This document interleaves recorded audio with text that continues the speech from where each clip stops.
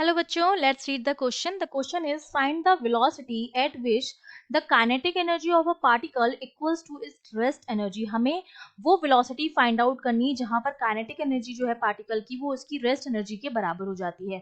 तो देखिए इस क्वेश्चन को सॉल्व करने के लिए हमारा जो की कॉन्सेप्ट रहेगा वो हमारा क्या रहेगा. हम जानते हैं कि जो रेस्ट मास की जो एनर्जी होती है, rest mass energy that is given by m naught c square, जहां पर एम नॉट जो होता है वो आपका रेस्ट मास होता है.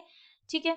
और जो m की वैल्यू होती है किसी भी पार्टिकल का जो मास होता है m that is equals to m naught upon under root 1 minus v square upon c square, जहां पर वी स्क्वायर पार्टिकल की वेलोसिटी है और c जो है that is the speed of light in vacuum. ठीक है. तो अब रेस्ट मास की एनर्जी के बराबर है हमारी काइनेटिक एनर्जी. तो ये तो रेस्ट मास एनर्जी हो गई और हमारी जो रिलेटिविस्टिक काइनेटिक एनर्जी होगी, relativistic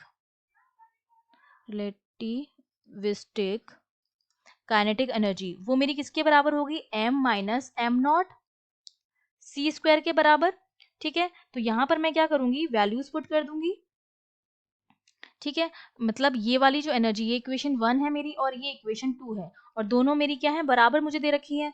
m minus m naught c square equals to m naught c square. इसको मैं खोल दूं कि हो जाएगा एम सी स्क्वायर और यहाँ से ये बराबर हो जाएगा, ये एम नॉट सी स्क्वायर इधर जाएगा तो प्लस का हो जाएगा m naught c square plus m naught c square which is equal to 2 m naught c square. अब यहाँ पर मैं क्या करूँ, फाइनली m की वैल्यू पुट कर दूं जो मेरे पास क्या थी, m naught upon under root of 1 minus v square upon c square which is equal to 2 m naught c square. और ये एम नॉट ये सी का स्क्वायर हो जाएगा.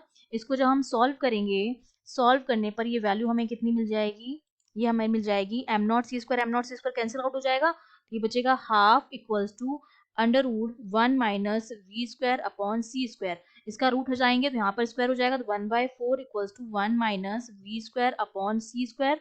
1 इधर आएगा तो v square upon c square equals to 1 minus 1/4 which is equals to 3/4.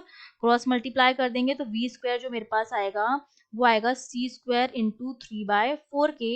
यहाँ से रूट हटाएंगे, स्क्वायर हटाएंगे तो रूट लगेगा तो v इक्वल्स टू सी का जब रूट लगेंगे तो ये तो c बन जाएगा और ये हो जाएगा √3 और 4 का रूट होता है 2. तो ये मेरे पास क्या आ गई है, वेलोसिटी आ गई है जब मेरी काइनेटिक एनर्जी पार्टिकल की उसकी रेस्ट मास एनर्जी की क्या है, बराबर है. I hope you understood well. All the best.